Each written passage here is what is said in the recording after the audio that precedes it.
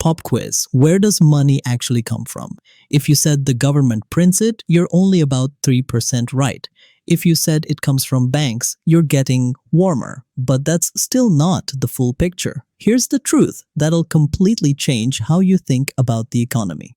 Most of the money in your bank account right now, the dollars you use to buy groceries, pay rent, or splurge on coffee, was literally created out of thin air by a bank when someone somewhere took out a loan. No printing press involved, no gold vault backing it up. Just a few keystrokes on a computer and boom, new money exists. This is the hidden truth about money creation, and once you understand it, you'll never look at banking the same way again. Let's start with what most people think happens. You deposit $1,000 into your bank. The bank takes that money, locks it in a vault, and maybe lends out a tiny portion to someone else, right? Wrong. Dead wrong. Here's what actually happens in a fractional reserve banking system, which is the system almost every country in the world uses today. When you deposit that $1,000, the bank is only required to keep a small fraction of it as reserves. Before March 2020, in the United States, that fraction was somewhere between 3 and 10%, depending on the bank's size. But here's the kicker. In March 2020, the Federal Reserve slashed the reserve requirement ratio to 0. 0. That means banks aren't technically required to hold any of your deposits in reserve. So what does the bank do with your money? They lend it out. Let's say you deposit $1,000 and the bank keeps $100 as reserves, lending out $900 to someone else. That borrower uses the $900 to buy a car, and the car dealership deposits that money into their bank. Now that second bank can lend out a portion of those deposits, creating even more money. This cycle continues over and over. Your original $1,000 deposit has now generated way more than $1,000 in the economy. This is called the money multiplier effect, and it's how banks essentially create money. But here's where it gets really wild. When a bank issues a loan, it creates new money. Think about that for a second. You walk into a bank and ask for a $100,000 mortgage. The bank doesn't go to a vault, pull out stacks of cash, and hand them to you. Instead, they open up their computer system and credit your account with $100,000. That money didn't exist before. The bank credits the borrower's account with money equal to the size of the mortgage loan instead of giving them currency. They just created it with a digital entry. You now have $100,000 in your account, even though that money wasn't sitting in some vault waiting for you. The bank created it the moment they approved your loan. This is commercial bank money, and it makes up the vast majority of money in circulation today. The vast majority of money in the economy today comes from these loans created by banks. Not cash printed by the government, but digital dollars created by private banks when they issue loans. And here's the thing, this process works in reverse too. When you pay back a loan, that money disappears. It vanishes from the economy.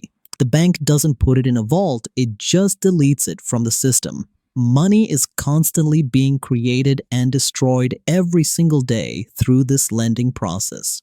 Now, you might be thinking, if banks can just create money whenever they want, why isn't there infinite money floating around? Why aren't we all millionaires? That's where central banks come in. In the United States, it's the Federal Reserve. Central banks regulate how much money commercial banks can create by setting reserve requirements, controlling interest rates, and conducting what are called open market operations. They buy and sell government bonds to influence how much money is sloshing around in the system. But central banks have another trick up their sleeve, one that's even more mind-blowing than fractional reserve banking. It's called quantitative easing, or QE. A central bank implements quantitative easing by buying financial assets from commercial banks and other financial institutions, thus raising the prices of those financial assets and lowering their yield while simultaneously increasing the money supply. During the 2008 financial crisis and the COVID pandemic, the Federal Reserve went absolutely wild with QE. The value of assets and liabilities held by the Federal Reserve increased from $891 billion in 2007 to $4.5 trillion in 2015. And during the pandemic, the Fed's balance sheet ballooned to over $9 trillion. So how does this work? The Fed creates reserves, basically electronic money, and uses those reserves to buy government bonds or mortgage-backed securities from banks. A central bank buys securities and pays for them with bank reserves, thereby increasing the central bank's balance sheet and the reserves of its member banks. Where did the Fed get the money to buy all those bonds? They created it out of nothing. No taxpayer money, no printing presses, just digital creation. The Federal Reserve essentially waved a magic wand and conjured trillions of dollars into existence to prop up the economy.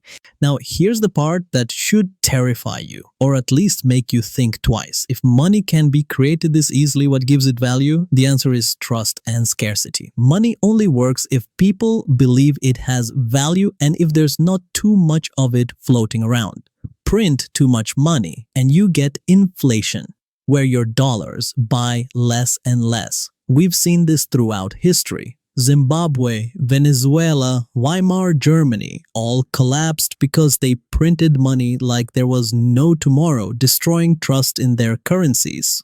The entire system, fractional reserve banking, quantitative easing, all of it relies on a delicate balance. Banks need to create enough money to fuel economic growth, but not so much that inflation spirals out of control. Central banks need to step in during crises without creating so much money that the currency becomes worthless. And depositors need to have faith that when they want to withdraw their money, the bank will have it, even though the bank has lent most of it out.